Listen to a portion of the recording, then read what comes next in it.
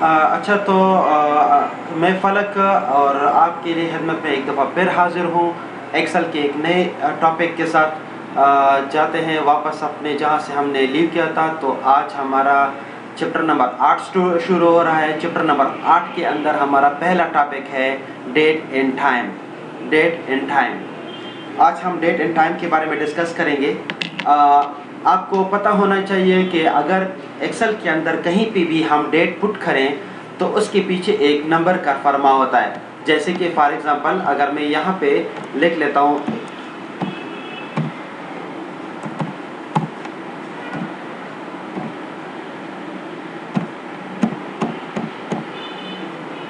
ये मैंने एक तारीख लिख दी है। इस तारीख के पीछे एक ख़ास नंबर होता है। उस नंबर को जानने के लिए आप नंबर ग्रुप के अंदर खामा पे क्लिक करेंगे तो आपके पास पता चल गया कि इसके पीछे एक नंबर का फरमा है। मैं कंट्रोल Z कर देता हूँ। इसी तरह अगर इस नंबर को आप देखना चाहें तो इस नंबर का भी आप उसी तरीके से मालूम कर सकते हैं कि इसके पीछे कौन सा नंबर का फरमा है। जैसे मैं इसके ऊपर क्लिक करता हूँ इसका अपना है नंबर आ गया है। कंट्रोल Z कर दिए, वापस हम अपनी पोजीशन में आ गए। अच्छा, आज इसके बाद दूसरा टॉपिक जो मेरा चल रहा है कि स्टार्टिंग डेट और एंड डेट और डे एलेप्स्ड कितने ये हम बात कर रहे हैं कि हम एक्सेल के अंदर कैसे एक मैथमेटिकल वे से डेट के साथ डील करेंगे। फिर से सुने कि हम एक्सेल के अंदर कैसे डेट के साथ मैथमेटिकल वे में डील करेंगे।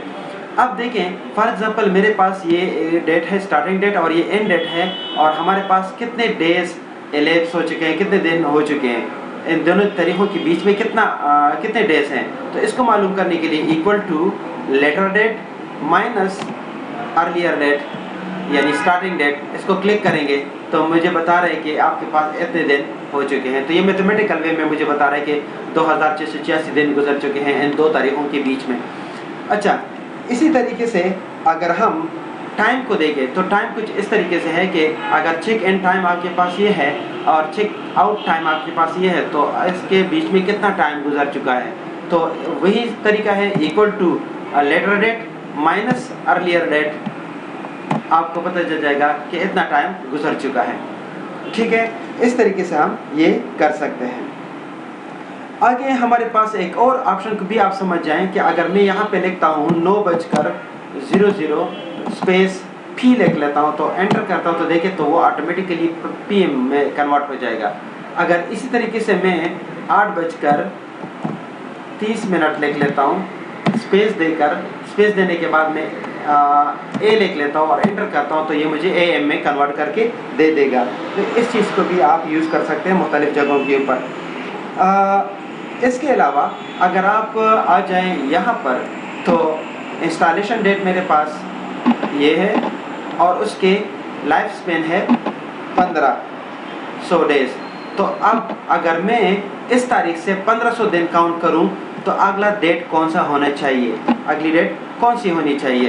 तो ये आसान है, इक्वल टू आप ये डेट सेलेक्ट कर लें प्लस 1500 डेज को ऐड कर दें तो आपके पास नई तारीख आ जाएगी।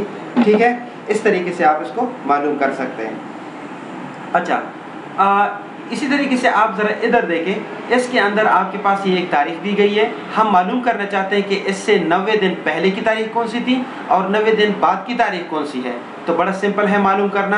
तो आप इक्वल टू ये डेट, ठीक है, और आप मालूम करते हैं बिफोर तो आप प्लस कर दें, माइनस कर दें, माइनस कितने दिन 90 डेज, एंटर, तो ये आपके पास ये आ गया है।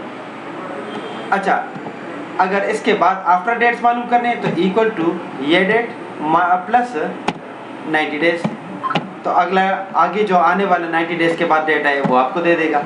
इस तरीके से हम डेट्स को भी मालूम कर सकते हैं। अच्छा, एक और इशू की तरफ आते हैं। अगर हम यहाँ पे कोई तारीख पुट करें, जैसे कि फॉर एग्जांपल मैं पुट कर रहा हूँ 9/3, लेकिन यहाँ पे ख्याल रखिएगा कि जिस कंट्री में आप ऑपरेट कर रहे हो तो बास कंट्रीज के अंदर 3 जो है वो इधर आता है, 9 इधर आता है। मतलब ये मैंने लिख लिया 3 तारीख लिख लिया, 9 महीना लिख लिए, अब कोई साल लिख रहा हूँ। तो इस तरीके से आप जो है डेट की तरफ ज़रा गौर करें कि आप कहीं पे डेट का मिस्टेक ना करें। मैं फॉर एग्जांपल यहाँ पे लिख लेता हूँ, एक तारीख लेता हूँ कि 9/3, एक बंदा है इस तारीख को पैदा हुआ है, 9/3/31 में लिख लेता हूँ, ठीक है। जैसे एंटर करता हूँ तो ये ऑटोमेटिकली कन्वर्ट हो गया है 1931 में। लेकिन अगर यही डेट में दोबारा लिखूँ और इस दफ़ा मैं जस्ट 29 लिखता हूँ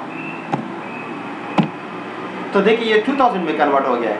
असल में माइक्रोसॉफ्ट कंपनी ने एक आर्बिट्रेटरी ब्रेक रखा हुआ है, जो कि फॉर एग्जांपल अगर आपकी डेट 30 से 99 के बीच में आती है, ईयर जो है, तो वो आपको डायरेक्ट 1900 में कन्वर्ट करके देगा। लेकिन अगर आपकी डेट 0 से 29 में आती है तो आपका डेट वो 2000 के अंदर कंसिडर करेगा। तो ठीक है, इस तरह वो सदी का डिफरेंस यहाँ पे आ रहा है, ठीक है। मतलब मेरा ये है कि अगर मैं 30, 31, 32 ये लिखता जाऊँगा 99 तक, कोई सा भी 2 इंच से साल की जगह पे लिखूँ तो वो ऑटोमेटिकली उसको 1900 में कन्वर्ट करके दे देगा। और अगर मैं 0 से लेकर 29 तक लिखता जाऊँ तो ये मुझे 2000 4 डिजिट्स में कन्वर्ट करके देगा, ठीक है। इस तरीके से हम इसको देखते हैं। अच्छा, इन डेट्स में अगर आप फिर भी चाहते हैं कि आप इसको वापस 2 डिजिट्स में ले आएँ, यानी कि 9/3/31 में लेके या 9/3/29 में लेके 2000 या 1900 आपने नहीं लिखना, तो उस कंडीशन के लिए आप इसको सेलेक्ट कर लें और कंट्रोल 1 प्रेस कर लें ताकि फॉर्मेट सेल में आप चले जाएं। या फिर आप इधर से भी जा सकते हैं, इधर क्लिक करके, और आप डेट और यहाँ से आप इसकी फॉर्मेटिंग कर सकते हैं। या फिर आप इसके ऊपर राइट क्लिक करके फॉर्मेट सेल में जा सकते हैं। मैं कंट्रोल 1 प्रेस करता हूँ तो उसके साथ में ऑटोमेटिकली फॉर्मेट सेल के अंदर आ गया।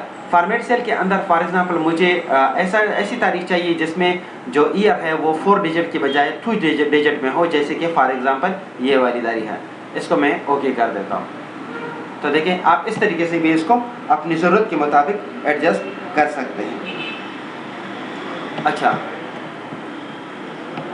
ठीक है, ये था हमारा आज का लेक्चर और थैंक यू सो मच।